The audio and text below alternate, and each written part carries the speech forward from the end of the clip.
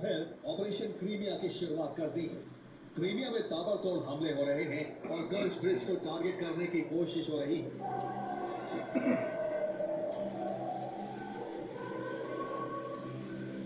लेकिन ऐसा बहुत कुछ है जो इस युद्ध में शामिल किया जा चुका है।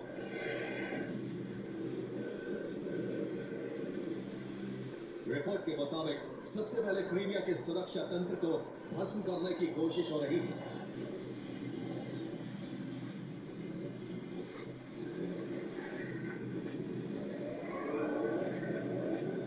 यूक्रेन ने क्रीमिया में S-400 के कमांड सेंटर को टारगेट किया। यहां रूसी रडार को नष्ट कर दिया गया। हमले में एक 92N6E रडार और AORL-1AS एयरफील्ड रडार नष्ट हो गया। रिपोर्ट के मुताबिक एक P-18 फेरिक रडार को भी निशाना बनाया गया।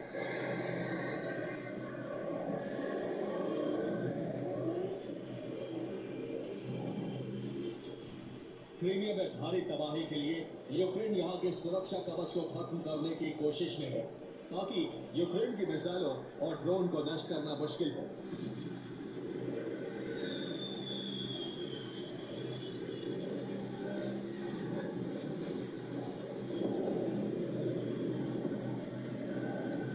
क्रीमिया में तबाही के लिए ब्रिटेन से स्टॉर्म शैडो मिसाइलों की खेप आ चुकी है। इस मिसाइल की रेंज 300 किलोमीटर तक है और ये हवा से लॉन्च की जाती है।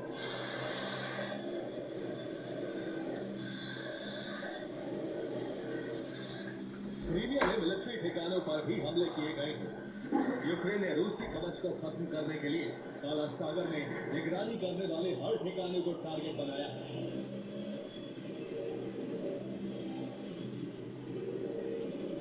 इसी मिशन के तहत सिवाश ऑयल ड्रिलिंग प्लेटफॉर्म को भी निशाना बनाया गया। ये हमला क्रीमिया के तट पर किया गया। यूक्रेन ने इस हमले का वीडियो भी जारी किया है।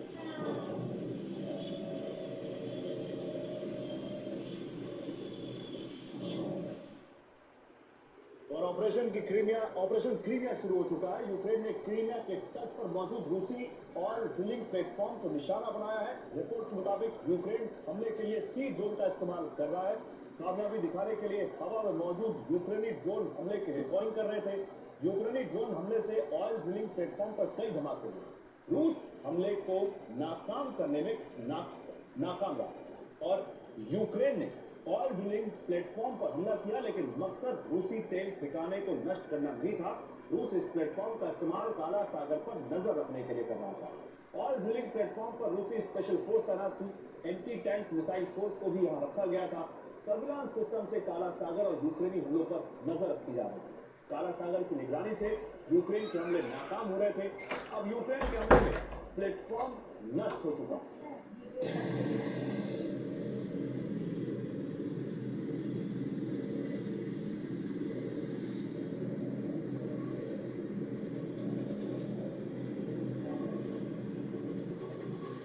क्रीमिया पुतिन की कमजोर नस है और ट्रंप भी जानते हैं कि कर्ज ब्रिज पर खतरा मंडराते ही पुतिन के तेवर बदल सकते हैं।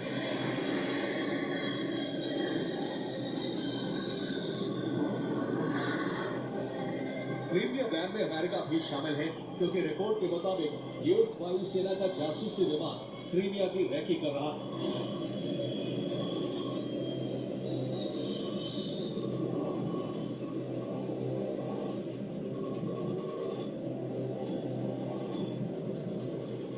रिपोर्ट के मुताबिक क्रीमिया के करीब अमेरिका का RC-135U विमान देखा गया। RC-135U अमेरिका का टोही विमान है। ये विमान रडार और कैमरे से लैस है।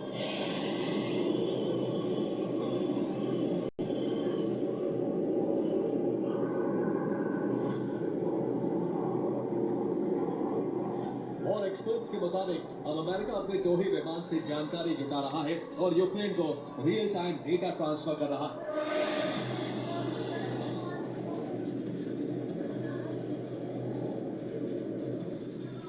इसके साथ ही यूरोपीय एक्सपर्ट्स और हथियार की मदद से यूक्रेन रूस को निशाना बना रहा है।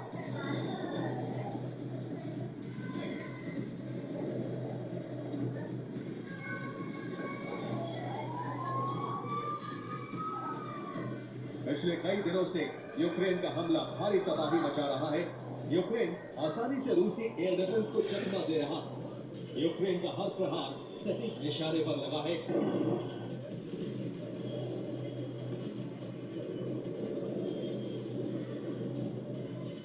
क्रीमिया युद्ध के लिहाज से सबसे अहम इलाका माना जाता है, क्योंकि यहाँ होने वाले हर धमाके की जानकारी क्रेमलिन को दी जाती है।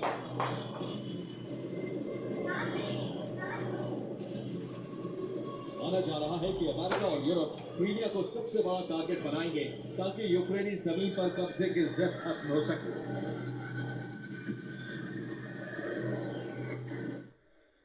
तो खरसोन के करीब रूस की बोट पर हमला यूक्रेनी फौज ने किया। यूक्रेनी नेवी के कमांडो ने रूसी सैनिकों को घेर के मारा। हमले में रूस की बोट डूब गई। दोनों सेना में कई घंटे तक पानी में जंग होती रही। क्रीमिया पर हमले के लिए यूक्रेनी खुफिया एजेंसी से जुड़े ग्रुप 13 लगातार तैयारी कर रहा है। ग्रुप 13 काला सागर से क्रीमिया पर कई हमले कर चुका है और एक बार फिर हमले की तैयारी है।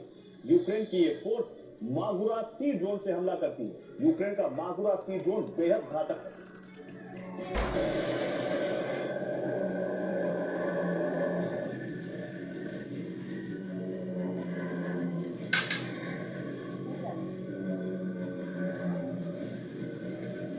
नेटो देश तो जासूसी कर ही रहे हैं, साथ ही क्रीमिया में रूस विरोधी संगठन भी यूक्रेन को जानकारी भेज रहे हैं।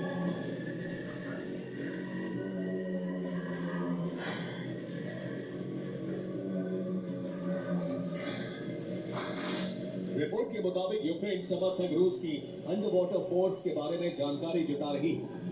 ब्लैक सी फ्लीट की स्पेशल फोर्स भी है जो कर्च ब्रिज की सुरक्षा में तैनात है। सुरक्षा तंत्र को भेजने के लिए यूक्रेन से लेकर पश्चिमी देशों तक बड़ी तैयारी चल रही है।